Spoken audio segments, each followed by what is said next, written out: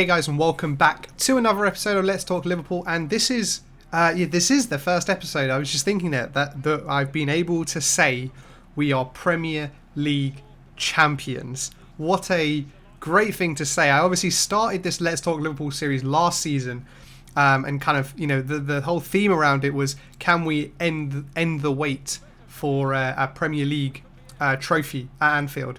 And it's only taken us 2 seasons. Definitely less time than I would have initially thought. We've been fantastic over the past 2 seasons, and we fully deserve. We would have deserved the trophy last season had we won it, but we definitely deserve it this year. We've been super consistent. We've been we tore apart pretty much every team in the Premier League. Even Man City, which we'll come on to in today's episode. But even Man City, when they came into Anfield, tore them apart. We've fought back when we needed to. The games like Aston Villa, the game away at Manchester United ring a bell. But yeah, all in all, I think we're 100% deserving to be champions. No other team kind of got anywhere near us. Everyone was just too inconsistent, and mainly that's down to I think the defenses. I think we're the only team that really had a rock solid defense that played consistently and well all throughout the season. You look at Man City and you had they had the problems with Laporte's injury, and then Fernandinho, Otamendi, and whoever else played at centre back. You look at Chelsea and the problems they have. Christensen, Rudiger, Zuma. They're all kind of decent, but they're not. They're not going to win a league basically. And then you look at like players like teams like Arsenal, out of the question. Leicester have done really well, but Soyuncu and Evans, are they really at that level? And so I think the defence for us was a big reason why we won, but also the front three as well. Mane in particular this season has just been on it. Probably one of his best seasons, I think, in the Premier League. He obviously had some very good seasons at Southampton before he came, but yeah, and I think he for me has been the standout.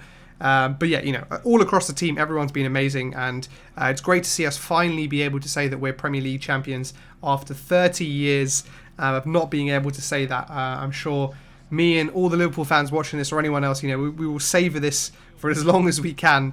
And I'm sure next season, Klopp and the players and everyone, once the fans are allowed back in the stadium, will want to kind of win it again, just for the fans. And I hope Klopp kind of uses that mentality to kind of motivate the players for next year. But yeah, we'll move on from that. I think the stuff around us being champions is great, but we saw against Man City what happens when you're not at 100% against a very, very good team. Obviously, at the beginning of the game, they gave us the guard of honour, so respect to them for that. I think we would have done the same had the roles been reversed. So I'm glad they did that. It was kind of just a thing that had to be done. But once the game started, as I said, it was very, very clear, and you could see the difference between a team that wants to prove something and a team that has proved something. We were very, I would say we were actually quite good. We created a lot of chances, particularly when it was 0-0. There were both Mane and Salah were making really, really good runs in, and it looked like Kyle Walker and Benjamin Mendy were going to have a very, very long day, because Salah and Mane are making those runs. We're picking out those long balls that we've done for so long this season. But the difference maybe was we just weren't clinical with those finishes. We had a number of chances throughout the game. I can't even list them all off for you, because there were so many that were close chances. Maybe a ball into Mane, or it was a header, or something. And we had so many chances. We weren't clinical. I think if we had that kind of oomph behind us, that there is something to play for, I think that would have been. Would have made a big difference to the game. I think had we not lost to Watford and the Invincible season was on, I think this game would have ended very, very differently. But nevertheless, we didn't perform on the day, right? I think there were a couple of places and areas where we particularly didn't do so well. So I think Robertson definitely had a bit of a stinker. Like a couple of times, he kind of was a bit too eager to win the ball kind of higher up the pitch, and he would kind of press forward and try and win the ball back. But this Man City team are very, very good, and they can very easily, like they did, pop the ball around us. And I think, as much as I praise the back four, at the beginning of this episode, actually, it was the back four where the majority of the mistakes happened. Van Dijk was obviously, imperious, and there pretty much wasn't much Van Dijk could have done about any of the goals. But Joe Gomez, Andy Robertson, I think, it's obviously it's forgivable because we've won the league and everything, but it just shows that we have to be on top form if we want to retain this league next season, and continue to push on as well, because City will be there. They'll go out and buy some players, particularly some centre backs. I think there's some rumours going around that they're going to try and buy Koulibaly from Napoli. So that'll be a really interesting purchase if they do make that, and that'll make them a lot more solid at the back. And you take that and you take their attacking lineup, particularly De Bruyne, Sterling. Foden was really, really good as well for them, so it was great to see him play. I like Phil Foden a lot, and being an England fan when I support national team, I definitely want to see him playing more national team games, and kind of forcing his way into the squad, maybe even for Euro 2020 or Euro 2021, whatever they're going to call it. I think he'd be a great addition to the squad. But yeah, I think that the first goal, Joe Gomez kind of just got caught by Raheem Sterling's kind of strength. I think the thing that frustrated me about it was, as you saw, when the ball first came into the box, you saw that Raheem Sterling had a handful of Joe Gomez's shirt.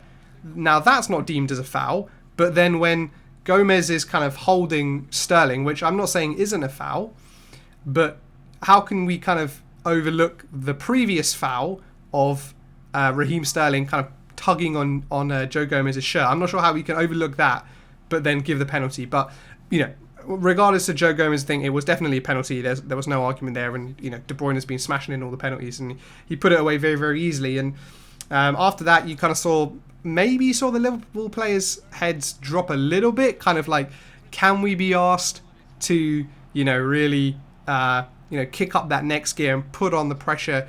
We did to some extent, I think. We were still creating those chances. We were still pressing high up. We were still winning the ball back. Fabinho was doing really well.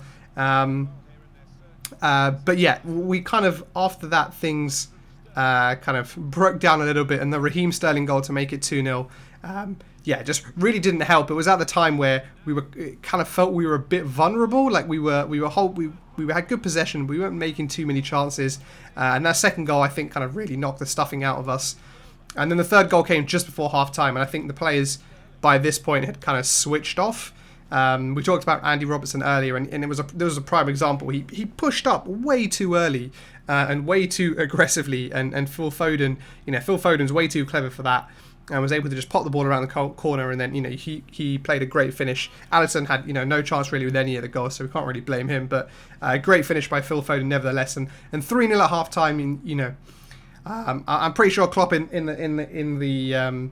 halftime was obviously not impressed. He has high standards. The team have high standards of themselves, but I don't think he would have been too critical of the players or anything like that. I think he accepts the position. He understands, one of the things he understands better than any other manager is the kind of mental side of the game, and I think he understands that given everything that's happened over the past week and the the relief and joy of winning the Premier League, that we can't match that same motivation afterwards, right?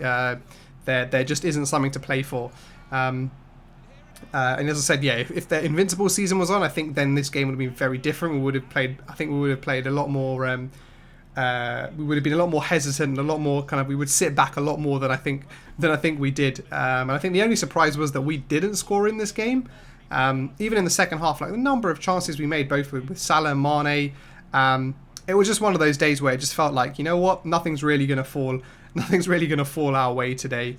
And that happened to be the case. And, they knocked the fourth goal away with a kind of break. And Raheem Sterling did what he's done so well, over the past couple of seasons, where he kind of gets the ball and he kind of just chops back either onto his right foot or left foot and really kind of puts the defender off balance like he did with Andy Robertson. And unfortunately this time for us, Oxlade-Chamberlain chasing back, trying to stop the goal, ultimately ends up giving them the goal. Then obviously at the end there was that Mahrez chance. Mahrez goal it was, but it was chalked off due to a handball by Phil Foden. But at this point, we were kind of just going through the motions. I think Klopp made the changes when kind of quite early in the second half, probably earlier than he would in a normal game. where there was something on the line. I think he kind of accepted that as well, and it'll be interesting to see his post-match press conferences to come out and kind of, it's not acceptable, obviously, to lose 4-0, but, none of the fans, none of the players, no one's mad at anyone, right? So I think everything's okay on that side. Klopp's got to do a lot to make Liverpool fans turn on him from what he's done for this club. But I think it was definitely one of those games where you could tell there was nothing on the table, right? City have something to prove, right? Because they want to show that they're still a force to be reckoned with. We have nothing to prove this season now, right? We have nothing to prove to anyone. Don't care what fan you are, whether you're an Arsenal fan or a City fan or a Chelsea fan or whatever. We have nothing to prove to anyone now. And that very much showed. But we've got Aston Villa next. We've got a couple of games, I think, against some of the relegation teams. So they should be very, very interesting, because obviously those teams, they have a lot to play for, and they'll want things to prove as well, exactly like Manchester City did. And we could find ourselves at the wrong end of some quite embarrassing results, I think, if we don't kind of, get our act together and just, focus on just seeing out this season on a high. We've done so well, and it would be so great to kind of just end the season on that kind of, on that high. I'm not really fussed about the deal. Personally, I'm not fussed about the records around, most number of points and all this kind of rubbish. Winning the league was the main thing. That's what we've done, and for me, that's it. If that's all we get, I'm happy. I'm more than happy. But we go against Aston Villa next on Sunday, which should be a very tough game. Obviously, as I said, Aston Villa, fighting for their Premier League survival. So I'm sure Dean Smith, Jack Grealish, and the lads will bring their A game to Anfield. So I'm expecting a tough game for them. But yeah, the shout out to Klopp today is, I guess, just to get the players to reset and kind of just, want to end the season on a high. There's obviously going to be a shorter period between the end of the season and the start of the next season. So momentum, I think, is still a thing and will be important. So I kind of don't want us to meander through the last kind of 5-6 games of the season and, losing a few games and things like that. So the shout out to Klopp and kind of the message to Klopp from me today is, just refocus the lads, just, keep them focused on wanting to end the season well. And close out the season on a high. So thank you guys for watching this episode. Hope you guys have enjoyed it. Make sure to subscribe if you're listening to this on YouTube, but I'll catch you guys on the next episode.